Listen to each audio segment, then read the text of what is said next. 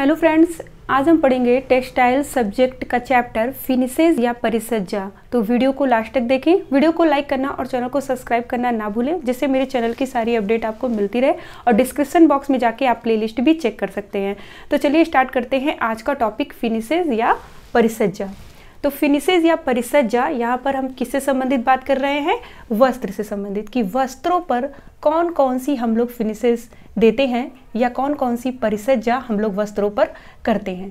तो वस्त्रों पर फिनिशेज या परिसज्जा समझने से पहले हमें पढ़ना होगा कि वस्त्र कैसे तैयार किए जाते हैं।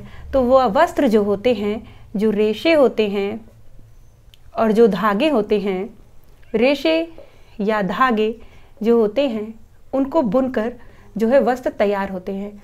तो रेशे और धागों को जब बुनकर वस्त्र तैयार किया जाता है, और ये किस पर तैयार किए जाते हैं? तो ये हमारे जो है उस पर तैयार किए जाते हैं, करघे पर। किस पर तैयार किए जाते हैं? करघे पर। करघा एक यंत्र होता है, उसी पर ये जो वस्त्र होते हैं वो तैयार किए जाते हैं। तो एग्जाम में क्वेश्चन पूछता है कि करघे पर से उतारे गए कपड़े, करघे पर से उतारे गए कपड़े या वस्त्र क्या कहलाते हैं? तो ये बहुत ही बार रिपीट किया गया क्वेश्चन है। तो वो क्या कहलाते हैं? वो ग्रे गुड्स कहलाते हैं। तो मतलब ग्रे गुड्स का क्या मतलब हुआ कि अभी हमने जो वस्त्र उतारा है करघे से जस्ट अभी, उस पर हमने किसी भी प्रकार की कोई भी फिनिशेज या परिसज्जा नहीं की है। सिर्फ क्या किया है, उसको बस अभी तुरंत वो रेशे और धागे से तैयार होके बस निकला ही है। तो ऐसे वस्त्र को ग्रे गुड्स कहेंगे। और ये ग्रे गुड्स जो कपड़े होते हैं वो कैसे होते हैं? बाहर रूप से वो आकर्षण विहीन होते हैं, मतलब वो देखने में अच्छे नहीं होते हैं। कैसे होते हैं ग्रे गुड्स? ये जो ग्रे गुड्स कपड़े होते हैं वो कैसे होते हैं? आकर्षण विहीन होते हैं। आकर्षण जो है विहीन होते हैं, आकर्षण विहीन होते हैं। और कैसे होते हैं? ये जो है खुरदुरे होते हैं। ग्रे गुड्स कैसे होते हैं?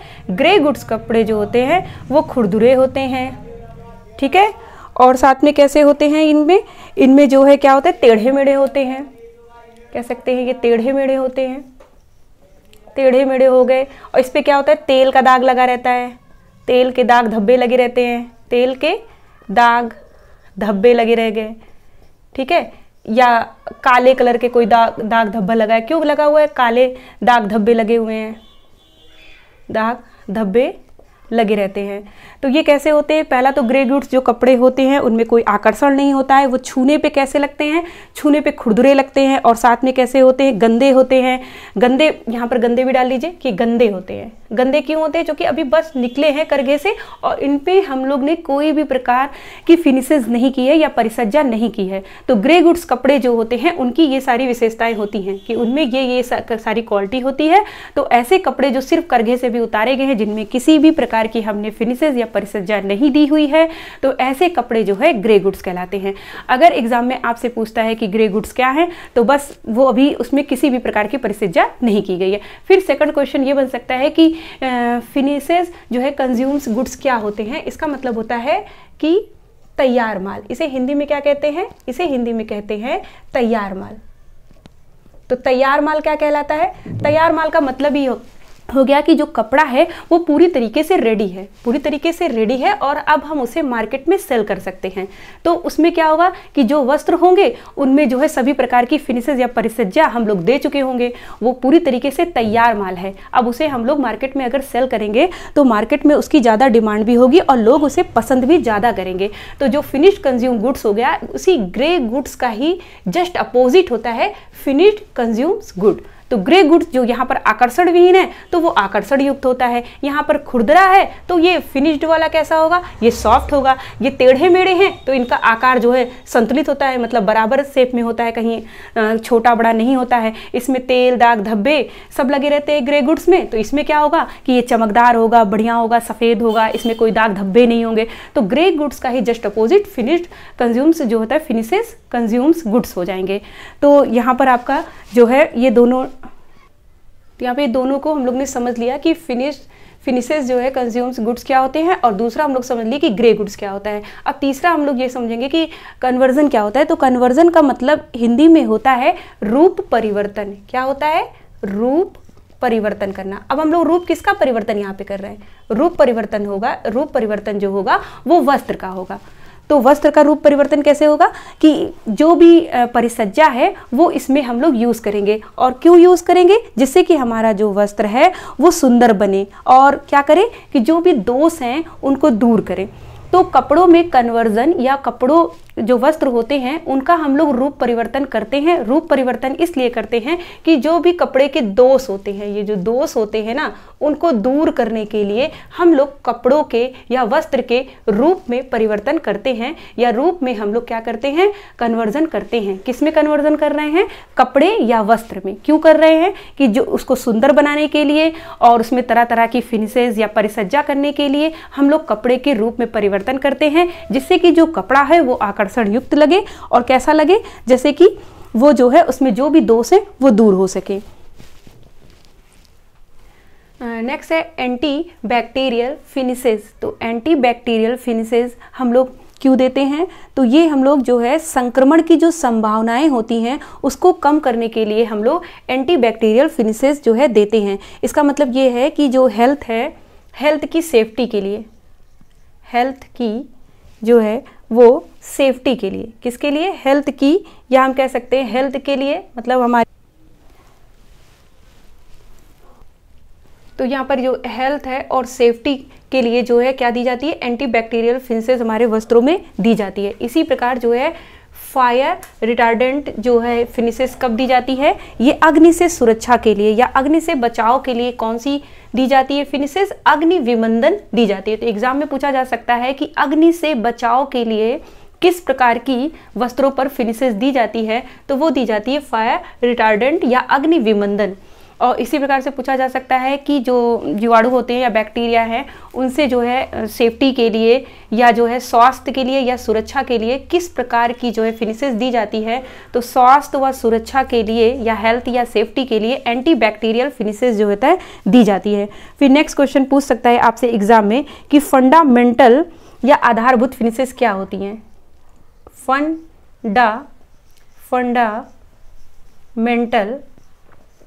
फंडामेंटल जिसे हम लोग हिंदी में कहते हैं आधारभूत, क्या कहते हैं? आधारभूत फिनिशेस क्या है? फंडामेंटल या आधारभूत फिनिशेस किसे कहते हैं? ये क्या होती हैं? तो जो फंडामेंटल होती हैं या आधारभूत जो फिनिशेस होती हैं, ये ऐसी फिनिशेस होती है ना कि इन्हें जो ये फिनिशेस जो है हमें सब कपड़ों पे देनी ही देनी होती है। जैसे क्या होता है कि कॉटन पर हम कुछ अलग प्रकार की फिनिशेस देते हैं, जैसे कॉटन है, कॉटन के कपड़ों के लिए अलग तरीके की हम लोग परिसज्जा, कुछ परिसज्जा स्पेशल होती है कॉटन के लिए, कुछ परिसज्जा स्पेशल होती है सिल्क के लिए, कुछ होती है वूल के लिए, मतलब कुछ होती है रेयॉन के लिए। तो मतलब सब क्या होता है कि सब फिनिशेस, तो कुछ स्पेशल होती है रेयॉन के लिए। तो यहाँ पर हम ये बताना चाह रहे हैं कि फंडामेंटल जो फिनिशेस होती है ना वो सभी कपड़ों पे देनी है। जैसे ये सारे वस्त्र हैं जितने भी हैं, कॉटन है, सिल्क है, वूल, रेयॉन, इन सभी पर देने हैं, ठीक है। बाकी जो कुछ स्पेशल होती है जो इन्हीं पे देनी है, जैसे कुछ स्पेशल है कॉटन पे देनी है, कुछ स्पेशल सिल्क पे देनी है, कुछ स्पेशल वूल, रेयॉन। तो यहाँ पर जो फंडामेंटल जो फिनिशेस होती है ना वो बेसिक होती है, मतलब बहुत ही ज़्यादा जरूरी होती है, जो सभी कपड़े पे दी जाती है। ये कैसी होती है? जैसे वस्त्र को सीधा करना, तो सभी वस्त्रों को सीधा करना सबसे पहले, जैसे कोई वस्त्र बनाया गया तो सीधा करना तो भाई जरूरी हो जाता है। फिर क्या होता है? इस्त्री करना, इस्त्री हो गया, इस्त्री करना। तो ये सब फिनिशेस आधारभूत होती है। अगर एग्जाम में पूछा जा सकता है कि बेसिक जो है फंडामेंटल कौन सी हैं, आधारभूत फिनिशेस कौन कौन सी हैं, तो हो गई सीधा करना हो गया, इस्त्री करना हो गया, या सफेदी लाना। अब कोई भी कपड़ा है अगर वो सफ़ेद नहीं होगा तो कोई हम उस पर फिनिशेस देना चाह रहे हैं या कलर करना चाह रहे हैं या कोई भी एम्ब्रॉयडरी कुछ भी करना चाह रहे हैं उस पर, तो वो उतने अच्छे से नहीं आएगी। क्यों नहीं आएगी? क्योंकि सफ़ेदी, तो सफ़ेद कपड़े पर ही हर काम जो है अच्छे से हो पाता है। तो इसलिए सफ़ेदी लाना ये एक आधारभूत फिनिशेस मानी जाती है। फिर क्या है? अगर मान लो उसमें रोए निकले हैं, रोए हैं वस्त्र पर, या गांठें हैं, रोए हैं, गांठें हैं, तो इनको क्या करना है? इनको काट कर साफ करना। अब रोए तो काटे ही जाएंगे वस्त्र पर, गांठें निकली हैं तो उन्हें भी काटा जाएगा। तो एक बेसिक काम जो वस्त्र का है, जैसे ये वस्त्र है तो ये तो इस पर करा ही करा जाएगा। क्या क्या किया जाएगा? पहले वस्त्र को सीधा कर लिया जाए, ये नहीं कि कोई टेढ़ा मेढ़ा हो, तो उसको सीधा करना। फिर उसको सफ़ेद मतलब सफ़ेदी लाना, ये भी जरूरी होती है। फिर रोए या गांठें हैं तो उनको काट कर साफ करना और वस्त्र को कड़ा करना। लास्ट क्या है? कड़ा करना। तो ये सारे काम जो होते हैं वो बेसिक फिनिशेस मानी जाती हैं, जो सभी तरीके के वस्त्रों पर हमें करना ही करना है। जैसे वो कॉटन है, सिल्क है, वूल है, रेयॉन है, तो इन सभी पर ये काम होंगे ही होंगे। जैसे रोए हैं, गांठें हैं, इन सबको काटना।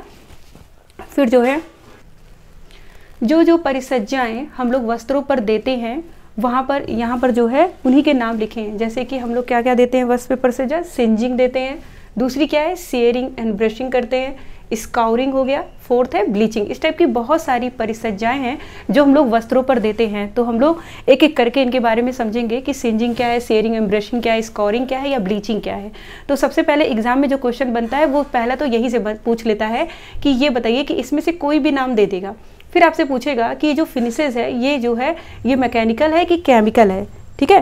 तो मतलब ये यांत्रिक है कि रासायनिक है, इसे क्या कहेंगे, ये यांत्रिक हो जाएगी आपकी, ये यांत्रिक मेथड हो जाएगा। और ये कैसा मेथड हो जाएगा, ये आपका रासायनिक मेथड हो जाएगा।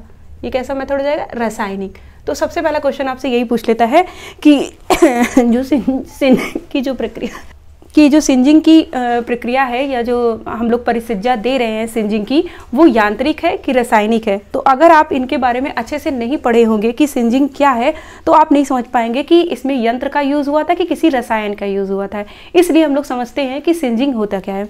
तो सिंजिंग में क्या होता है कि जो वस्त्र की ऊपर की जो सतह होती है, जैसे ये वस्त्र है, ये कोई वस्त्र है, इस पर क्या होता है छोटे छोटे रेसे कहें या कह सकते हैं कि रोए ऐसे से निकले रहते हैं, ठीक है। वस्त्र पे छोटे छोटे रोए या रेसे निकले रहते हैं। तो इनको जो है कैसे साफ किया जाता है, इनको झुलसा कर, इन्हें कैसे, इन्हें जो है झुलसा कर, इन्हें इन रेसों को झुलसा कर, अब झुलसाएंगे कैसे, ताप के माध्यम से, ताप के माध्यम से।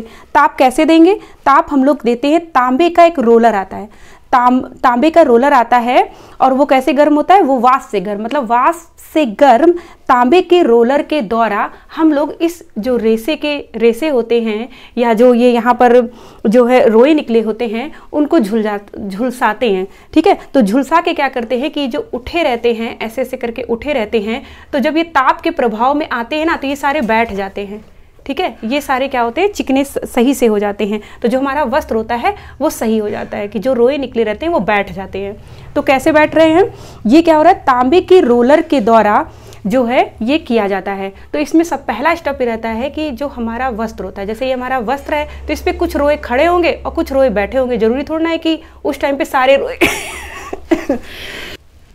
तो उस टाइम जरूरी थोड़ा है कि सारे रेसे जैसे ऐसे खड़े हों। तो पहला काम क्या होता है, जो रोलर होते हैं, ये जो रोलर होते हैं इनका पहला काम होता है कि ये जो रेशे होते हैं ना कपड़े के, इनको सभी को खड़ा कर देना, मतलब उठा देना। सारे रेसे या जो रोए होते हैं जब खड़े हो जाते हैं तो सेकंड स्टेप इस रोलर का होता है कि इनको किसके माध्यम से, इनको जो है वो जो रोलर होते हैं, जो वाष्प से गर्म रोलर होते हैं, किससे गर्म होते हैं, वाष्प से गर्म रोलर जो होते हैं, वाष्प से गर्म रोलर, इनके ऊपर से गुजारा जाता है। वाष्प से गर्म रोलर इस कपड़े पर से गुजारा जाता है और जो रेसे और जो रोए निकले रहते हैं वो जो है इस पे बैठ जाते हैं। तो इसमें क्या करते हैं, इसमें इस सिंजिंग प्रोसेस में ये प्रक्रिया करते हैं। तो इसका जो क्वेश्चन बनता है वो ये पूछता है कि ये बताइए कि वस्त्र की ऊपरी सतह पर छूटे हुए जो छोटे छोटे रोए और छोटे छोटे रेसों के सिरों को झुलसा कर वस्त्र को जो साफ करता है वो क्या कहलाता है, वो प्रोसेस क्या कहलाता है। तो उसे हम लोग सिंजिंग कहते हैं। तो इंग्लिश में तो सिंजिंग ये लिखा रहता है, लेकिन जो हिंदी तो इंग्लिश का ही टर्म ये दिया रहता है सिंजिंग। तो अगर हिंदी में कैसे लिखा रहेगा सिंजिंग, अगर आपके एग्जाम में आएगा तो सिंजिंग इसी को वो हिंदी में ऐसे लिख देगा, सिन और फिर लिख देगा जिंग। तो यहाँ पर हम ये बताना चाह रहे हैं कि जब आपका हिंदी में जो क्वेश्चन आएगा वो सिंजिंग की हिंदी तो होती है झुलसा कर सतह को चिकना करना। सिंजिंग की हिंदी होती है झुलसा कर जो कपड़े की जो सतह है उसे चिकना करना, ये सिंजिंग का अर्थ होता है। लेकिन एग्जाम में आपका हिंदी वर्जन में नहीं दिया रहेगा, आपका इसी सिंजिंग को जो इंग्लिश में लिखा है वो हिंदी में इस तरह से दे देगा सिंजिंग, इसलिए आपको इंग्लिश में ही ये याद करना होगा सिंजिंग। तो उसे क्या कहेंगे, सिंजिंग। तो आप इस पे सिंजिंग पे टिक करेंगे। और यहाँ पर जब भी आप एग्जाम में मतलब कोई भी प्रोसेस के बारे में पूछेगा और आपको उसका मेथड पता है कि हम उसमें रोलर का यूज़ कर रहे हैं, तो जैसे ही किसी भी चीज़ में हम रोलर या सिलेंडर इन सब चीज़ों का यूज़ कर रहे हैं तो वो मैकेनिकल में ही आएगा। तो पहला आपको यहाँ पर ये पता चल गया कि जो सिंजिंग मेथड होता है वो जो कैसा मेथड होता है, ये यांत्रिक मेथड होता है। अच्छा, रासायनिक मेथड किसे कहते हैं, रासायनिक का मतलब हो गया घोल। कोई घोल है उसमें हमने जो है किसी रेसे को डुबो दिया फूलने के लिए, या कोई जो है गीला पदार्थ है उस पर लगा दिया। तो कोई यंत्र या उपकरण का हम यूज़ नहीं कर रहे हैं। जिसमें हम यंत्र या उपकरण का यूज़ करते हैं उसे हम यांत्रिक मेथड कहते हैं, कि यांत्रिक विधि से हमने फिनिशेस दी है। और जिसमें हमने रसायन या कोई घोल का यूज़ करते हैं तो हम उसे कहते हैं कि वो रासायनिक विधि का हम यूज़ कर रहे हैं। तो अभी इसी में बहुत सारी चीज़ें हैं जो आपको पता चलेगा कि यांत्रिक मेथड है, और बहुत सारी चीज़ें, बहुत सारी फिनिशेस ऐसी हैं जिसमें पता चलेगा कि ये रासायनिक है। तो यहाँ पर आपका जो सिंजिंग मेथड था वो क्या निकल कर आया, क्योंकि वहाँ पे हमने रोलर का यूज़ कर रहे थे, इसलिए ये यांत्रिक मेथड है। और इसमें हम क्या करते हैं, जो रोए होते हैं, जो रोसे होते हैं, उसको ताप के प्रभाव से लाकर उसे हम झुलसाकर। नेक्स्ट आता है शेयरिंग एंड ब्रशिंग, मतलब इसे क्या कहते हैं, इसे हिंदी में, तो सेकंड क्या हो गया, शेयरिंग एंड ब्रशिंग हो गया। इसे हिंदी में कहते हैं कटाई तथा ब्रशिंग। तो आपका हिंदी में यहाँ पर नहीं आएगा, पूछेगा आपसे कटाई तथा ब्रशिंग नहीं लिखा रहेगा, बल्कि यही शेयरिंग आपका ऐसे लिख देगा, शेयरिंग, शेयर लिखा और फिर यहाँ पे लिख दिया रिंग, तो शेयरिंग। तो आपको ये इंग्लिश में याद करना होगा, ठीक है। तो शेयरिंग और ब्रशिंग, इसमें क्या करते हैं, इसमें सेम ऐसा ही करते हैं। ये जो यहाँ वाली जो विधि थी वही वाला करते हैं, लेकिन यहाँ पर हम रोलर के माध्यम से कर रहे थे, यहाँ पर हम थोड़ा अलग पढ़ेंगे। इस वाले मेथड में भी जो रोए होते हैं, जो रोए होते हैं या जो रेशे होते हैं, रोए या रेसे, जैसे ये कपड़ा है इस पर जो है रोए या रेसे जो लगे, मतलब लगे रहते हैं, जो उठे रहते हैं, उनको क्या करा जाता है, उनको काटा जाता है। अब यहाँ पे काटा जा रहा है, वहाँ पर क्या हो रहा था, ताप के प्रभाव से उनको झुलसाया जा रहा था, जिससे कि वो चिकने हो जा रहे थे। यहाँ पर इनको ब्लेड के माध्यम, किससे काटा जा रहा है, एक ब्लेड के सिलेंडर मशीन होती है, ब्लेड के सिलेंडर मशीन होती है। क्या होती है, ब्लेड के सिलेंडर मशीन होती है। उसी से ये जो रेसे होते हैं, जो उठे हुए रेसे होते हैं या रोए होते हैं तो ये ब्लेड के सिलेंडर जो मशीन होती है, तो इसमें जो ब्लेड लगे रहते हैं ना, वही इसको कट करते हैं। तो शेयरिंग और ब्रशिंग में किसका यूज़ कर रहे हैं, ब्लेड के सिलेंडर का। और ये वैसे ही काम करती है जैसे कि आपने देखा होगा कि घास काटने की मशीन, घास काटने की मशीन जो होती है ना, कि उसमें घास कटती जाती है, ब्लेड लगे रहते हैं, वैसे ही सेम यहाँ पर भी घास काटने के जैसे ही प्रोसेस होता है। और लेकिन इसमें क्या होता है, ये जो शेयरिंग एंड ब्रशिंग दोनों एक साथ क्यों लिखे रहते हैं, जैसे कटाई तथा जो ब्रशिंग है वो साथ में क्यों लिखी रहती है, क्योंकि इसमें जो ब्लेड, मतलब जो काम होता है, जो मशीन होती है ना, इसमें दोनों प्रोसेस एक साथ होता है। जैसे कि इधर कट रहा है और इधर क्या रहता है, झाड़ता चलता है, ब्रशिंग होती रहती है, मतलब झाड़ रहा है, जो कट कट के निकल रहा है उसे झाड़ता भी चल रहा है। तो दो प्रोसेस इसमें होती रहती है, इसलिए इसे जो है, मतलब इसमें जो ब्लेड होते हैं, ये एक पार्ट में जैसे ब्लेड लगा है जो कट कर रहा है, दूसरे में साफ कर रहा है जहाँ पे ब्रश लगा है। तो ब्लेड और ब्रश जो होते हैं दोनों ही चीज़ें लगी रहती हैं। तो मतलब एक ही मशीन में दोनों ही चीज़ें फिट रहती हैं, जिससे क्या होता है, कटाई का काम भी होता रहता है। एक तरफ क्या काम होता रहता है, एक तरफ कटाई का काम हो रहा है और दूसरी तरफ कौन सा काम हो रहा है, झड़ाई का काम हो रहा है। मतलब जो कट गया, रेसा गिर गया, उसे झाड़ता चल रहा है। कौन झाड़ता चल रहा है, ब्रशिंग और शेयरिंग। अब थर्ड हम लोग पढ़ते हैं कि स्काउरिंग क्या होता है। स्काउरिंग में क्या होता है कि रेसों पर कुछ, जब रेसे कहाँ से हमें प्राप्त होते हैं, प्रकृति से प्राप्त होते हैं। तो जब रेसे जो होते हैं उनमें कुछ प्राकृतिक अशुद्धियाँ होती हैं। प्राकृतिक अशुद्धियाँ का क्या मतलब है कि जब हमें रेसे वो मिले तो उसमें जो है कुछ मोम जैसा कुछ पदार्थ था, या जो है वसा युक्त कुछ पदार्थ था जो उसमें चिपके रहते हैं। कौन चिपके रहते हैं, मोम युक्त पदार्थ, वसा युक्त पदार्थ है जो इस पे सटे रहते हैं। तो इन्हें हटा देने से क्या होता है कि जो रेसा होता है वो साफ साफ दिखाई देता है। किसमें, स्काउरिंग मेथड में। तो एग्जाम में आपसे पूछा जा सकता है कि जो तो एग्जाम में आपसे ऐसे क्वेश्चन बन सकता है स्काउरिंग को लेके कि जो है कि प्राकृतिक अशुद्धियाँ जैसे मोम है या वसा युक्त पदार्थ जो सटे रहते हैं, तो उन्हें जो है स्वच्छ करने के लिए किस प्रकार का मेथड का या किस प्रकार की फिनिशेस यूज़ करते हैं। तो हम स्कोरिंग मेथड का यूज़ करते हैं। स्कोरिंग मेथड में हम क्या कर रहे हैं, जो अशुद्धियां हैं, जो प्राकृतिक अशुद्धियां हैं, जैसे मोम है, वसा युक्त पदार्थ जो सटे हुए हैं, उन्हें हटाने के लिए हम लोग यूज़ कर रहे हैं। मतलब अपने रेसे को साफ करना चाह रहे हैं जो प्राकृतिक अशुद्धियां से सट चुके थे, तो इन्हें करा जाता है। और क्या होता है, जब हम ये प्रोसेस करते हैं ना, तो हमारा जो रेसा होता है वो निखर आता है, साफ हो जाता है। अच्छा, ये प्रोसेस होता कैसे, स्कोरिंग मेथड हम लोग करते कैसे हैं। पहला तो हम लोग को ये पता होना चाहिए ना कि ये तो हमारा यांत्रिक हो गया, ये भी हमारा यांत्रिक हो गया, मैकेनिकल हो गया। लेकिन जो ये स्कोरिंग मेथड है वो कैसा मेथड है, पहले तो ये पता करते हैं। देखो इसको किस तरह साफ करते हैं। तो स्कोरिंग मेथड में क्या होता है, निघर्षण। एक निघर्षण क्या होता है, घोल होता है। क्या होता है, निघर्षण घोल होता है, निघर्षण घोल बनाते हैं और उसको क्या करते हैं, ये जो रेशे होते हैं ना उस पर जो है पूरा लगा देते हैं। ये निघर्षण घोल तैयार करके हम लोग जो रेशे होते हैं उस पर पूरा सटा के एकदम अच्छे से लगा देते हैं, जिससे जो भी अशुद्धियाँ होती हैं, जैसे ये मोम है, वसा जो पदार्थ होते हैं ना, इस घोल में घुल जाते हैं। तो स्कोरिंग मेथड में क्या हो गया कि ये कैसा मेथड हो गया, जो कि कोई घोल बनाया जा रहा है, कोई भी हमने इक्विपमेंट्स या कोई भी हमने यहाँ पर आपको यंत्र की बात नहीं की है। तो स्कोरिंग मेथड आपका कैसा हो गया है, ये आपका केमिकल मेथड हो गया, केमिकल में आ गया, क्योंकि इसमें यंत्र का यूज नहीं हुआ। अब आता है ब्लीचिंग। ब्लीचिंग क्या होता है, तो ब्लीचिंग में क्या करते हैं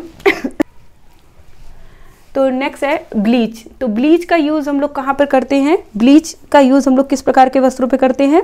तो इसमें क्या होता है कि जो वस्त्र होते हैं उसमें कोई प्राकृतिक तौर पे कोई मटमैला रंग आ जाए, या हम कोई वस्त्र को बुनाई कर रहे हैं तो उस समय कोई दाग धब्बा लग जाए, या क्या हो कि वो मटमैला सा उसका रंग दिखाई देने लगे, या उसमें कुछ अशुद्धियाँ चिपक जाएँ, तो उनको जो है क्या करना, उनको सफ़ेदी लाने के लिए। तो मुख्यतः ब्लीचिंग का यूज़ किसके लिए किया जाता है, तो एग्ज़ाम में कहीं पर भी आप अगर सफ़ेदी वर्ड देखिए, सफ़ेदी है, फिर या इसको कह दे श्वेत, श्वेत पूछ ले, सफ़ेदी या श्वेत, जो किसको डेडिकेट करे, जो किसको, उज्ज्वल, आपका क्या हो गया, ये जैसे उज्ज्वल को कहे, ठीक है। तो क्या सफ़ेदी वर्ड देखा, श्वेत देखा, उज्ज्वल, ये तीनों ही वर्ड क्या कर रहा है, सफ़ेदी को इंडिकेट कर रहा है। तो वहाँ पर तुरंत आप लोग ब्लीच लगा दीजिएगा कि ब्लीचिंग का जो यूज़ मुख्यतः हम लोग किसके लिए करते हैं, सफ़ेदी, श्वेत व उज्ज्वल के लिए करते हैं।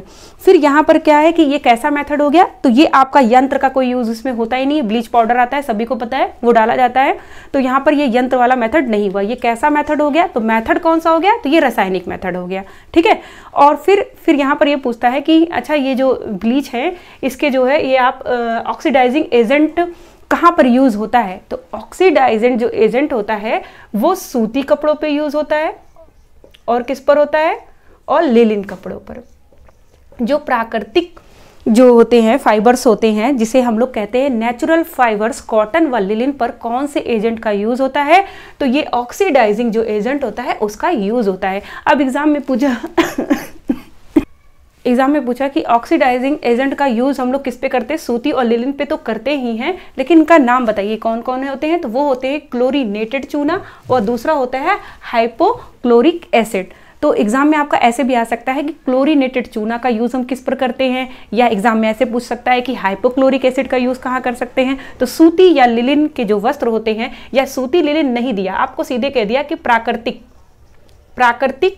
फाइबर, प्राकृतिक रेशे, प्राकृतिक रेशों पे हम किस प्रकार के एजेंट का यूज़ करते हैं, तो ऑक्सीडाइजिंग एजेंट का यूज़ करते हैं। प्राकृतिक रेशे, या जिसे हम क्या कहते हैं, नेचुरल फाइबर कहते हैं, फाइबर्स।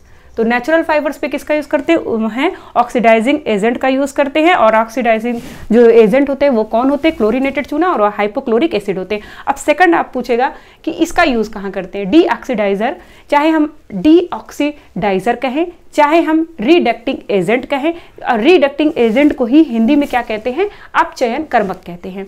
तो ये तीनों का ही मतलब जो होता है सब एक ही है। तो डीऑक्सीडाइजर, रिडक्टिंग एजेंट या अपचयन कर्मक का यूज़ हम कहाँ पे करते हैं, तो इनका यूज़ हम लोग वूल और जो सिल्क होता है एनिमल्स जो फाइबर्स होते हैं उनमें जो है करते हैं। तो ये आपका एग्जाम में पूछा जा सकता है कि वूल और सिल्क के कपड़ों पर हम किस प्रकार के एजेंट का यूज़ करते हैं, तो डीऑक्सीडाइजर का यूज़ करते हैं। तो इसी तरह के बहुत सारे फिनिशेज हैं जिसे हम आपको नेक्स्ट वीडियो में पढ़ाएंगे, और आपके ये सारी जो फिनिशेज हैं स्टेप बाय स्टेप हम इसे आपको ट्रिक के माध्यम से याद भी करा देंगे, जिससे ये आपको बहुत ही ईजी वे में याद हो जाएगा।